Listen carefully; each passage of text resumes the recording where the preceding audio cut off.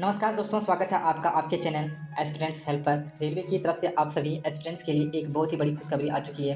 Railway requirement board RRB ने assistant loco pilot ये LP की नोटिफिकेशन 21 मार्च को जारी कर दिया था, जिसके एप्लीकेशन अब सबमिट होना शुरू हो रहे हैं। 15 तारीख से इसके एप्लीकेशन सबमिट होना शुरू हो गए हैं, तो आपको भी इसे जल्द सबमिट कर देना है अगर आप इनके लिए एलिजिबल हैं तो।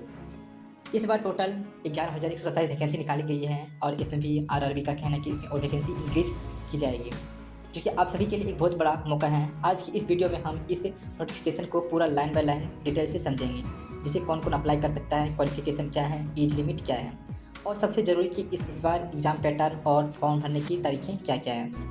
आगे बढ़ने से पहले अगर आप चैनल पर नए हैं तो या अभी तक सब्सक्राइब नहीं किया है तो नीचे दिए गए सब्सक्राइब बटन को दबाकर एस्पिरेंट्स हेल्प फैमिली का हिस्सा जरूर बने और बेल आइकन ऑन कर लें, ताकि कोई भी जॉब अपडेट या सरकारी स्कीम आपसे मिस ना हो। चलिए सबसे पहले बात करते हैं इस वैकेंसी से जुड़ी सबसे ज़रूरी तारीखों के बारे में, ताकि कोई भी डेडलाइन मिस ना हो। रेलवे की तरफ से इस भर्ती का जो इंडिकेटिव नोटिस 21 मार्च 2026 को जारी कर दिया गया था, इसके ऑनलाइन आवेदन अप्लाई ऑनलाइन की शुरुआत 15 मई 2026 से शुरू हो चुकी है। यानी इसको फॉर्म अब भरे जा रहे हैं, आप आज ही अप्लाई कर सकते हैं। ऑनलाइन फॉर्म सबमिट करने की जो तिथि तारीख है वो 14 जून 2026 रात 12 बजे तक रखी गई है। तो लास्ट मिनट के सर्वर डाउन होने के से बचें और लास्ट डेट में अप्लाई ना करके अगर आप अभी चाहें तो अप्लाई कर सकते हैं। जितना जल्दी आप फॉर्म अप्लाई करेंगे आपके लिए उतना ही ज़्यादा अच्छे होते हैं। इससे क्या होता है कि आपके जो सेंटर हैं वो आमने सामने एरिया में मिल जाता है। मॉडिफिकेशन यानी कि अगर आप फॉर्म में कोई गलती कर देते हैं तो आप उसमें सुधार कब से कब तक कर सकते हैं। 17 जून से 26 जून तक आप अपने फॉर्म में कोई भी करेक्शन कर सकते हैं अप्लाई करने के बाद।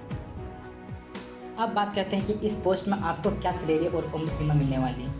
तो ALP में आपको 7 CPC लेवल 2 के तहत आपको यहाँ पेमेंट मिलने वाली है, जो कि ज्वाइनिंग के टाइम में आपको 30 से प्लस मिलने वाली, 30-40 से प्लस मिलने वाली है, और ये आगे इंक्रीज भी बहुत तेज़ी से होती है। एज लिमिट 1 जुलाई 2026 को आपकी उम्र 18 से 30 साल तक होनी चाहिए, 30 साल से कम होनी चाहिए और 18 साल से ज़्यादा।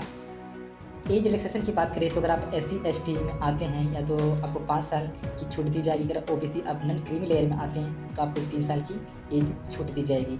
जनरल के लिए एज में कोई छूट नहीं है। आगे बात करते हैं एजुकेशन क्वालिफिकेशन, जो बहुत ही ज़रूरी है। तो इसमें आपको 10th पास होना अनिवार्य है। 10th के साथ आपके पास ITI का कोर्स होना चाहिए, जो कि NCVT या SCVT से मान्यता प्राप्त होनी चाहिए। ITI जैसे कि आप इलेक्ट्रिशियन, फिटर, मैकेनिकल, डीजल और आप कोई भी कोर्स कर चुके हैं तो इसके लिए आप अप्लाई कर सकते हैं। आप इनको अच्छे से अपने कोर्स के अनुसार देख सकते हैं। या फिर आपने कोई डिप्लोमा कोर्स, इंजीनियरिंग कोर्स करके रखा है तो आप भी इसके लिए अप्लाई कर सकते हैं। आगे बात करते हैं सिलेक्शन प्रोसेस और एग्ज़ाम पैटर्न का। तो इसमें आपको स्टेज 1 आपको CBT 1 होने वाला है, CBT 2 होने वाला है, उसके बाद फिर आपका मेडिकल होगा। आपका CBT 1, CBT 2, CBT नहीं हो चुका है, आपका जो भी मेडिकल होगा, उसके बाद आपका यहाँ मेरिट तय होगा।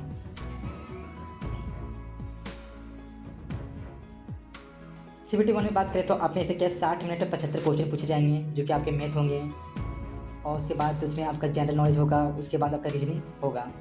मैथ, जनरल नॉलेज और आपका जनरल साइंस, आपके ये 3 सब्जेक्ट्स यहाँ क्वेश्चन बनाए जाएंगे। उसमें से आपका 1/3 नेगेटिव मार्किंग होगी, यानी कि 3 क्वेश्चन में आपको 3 क्वेश्चन में अगर आप एक क्वेश्चन गलत करते हैं तो आपको 3 मार्क्स में 1 मार्क्स की कटौती की जाएगी। आगे होगी आपकी CBT 2। इसमें से आपको पार्ट ए और पार्ट 2 पार्ट में इसमें क्वेश्चन आएंगे। पार्ट ए में आपके 90 मिनट में 100 क्वेश्चन होंगे, जिसमें मैथ, रीजनिंग और बेसिक साइंस और इंजीनियरिंग के क्वेश्चन कुछ हो सकती है। और पार्ट बी में आपको 60 मिनट में 75 क्वेश्चन दिए जाएंगे, जो कि एक क्वालिफाइंग है। पार्ट ए के आधार पर ही आपका यहाँ मेरिट बनने वाला है। आपका पार्ट बी से क्या है, जिसमें 35 मार्क्स आपको लाना है आपके अलग अलग कैटेगरी के आधार पर। SC/ST से आते हैं तो आपको 33% आपको क्वालिफाइंग है, और OBC तो कुछ 40% क्वालिफाइंग मार्क्स रखी गई है। और पार्ट बी में भी आपका नेगेटिव पार्ट, और जो पार्ट ए में आपका नेगेटिव मार्क्स 1/3 रहने वाली है। उसके बाद आपका होगा स्टेज 3। स्टेज 3 में आपको साइको टेस्ट होगा। इसमें क्या होगा, स्टेज 1 में आपका क्या है, CBT 1 होगा, स्टेज 2 में CBT 2 होगा, और स्टेज 3 में आपका क्या होगा, साइको टेस्ट। इसमें आपको पास CBT 2 के पार्ट ए के आधार पर 8 गुना कैंडिडेट को साइको टेस्ट के लिए शॉर्ट लिस्ट किया जाएगा। इससे कोई भी नेगेटिव मार्क्स नहीं होती है। स्टेज 4 में आपका क्या होगा, आपका डॉक्यूमेंट वेरिफिकेशन और मेडिकल एग्जामिनेशन। तो सबसे पहले आपको डीवी के लिए बुलाया जाएगा, डॉक्यूमेंट वेरिफिकेशन के लिए कि आपने ITI या जो भी अपने क्वालिफिकेशन को किया है वो पूरी तरह से क्या जेन्युइन है या फेक है। उसके बाद फिर आपको मेडिकल के लिए बुलाया जाएगा। अब बात करते हैं, और मेडिकल में बुलाने के पश्चात ही आपका मेरिट लिस्ट तैयार होगा।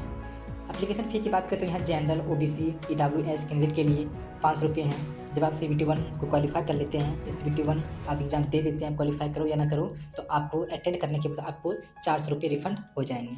SC ST के लिए यहाँ 250 रुपये हैं, जो कि CBT एग्ज़ाम देने के बाद आपको टोटल 250 वापस कर दिए जाएंगे। तो दोस्तों, अगर आप भी भारतीय रेलवे के असिस्टेंट लोको पायलट बनने का सपना देख रहे हैं तो यह आपके लिए एक बेहतरीन मौका है।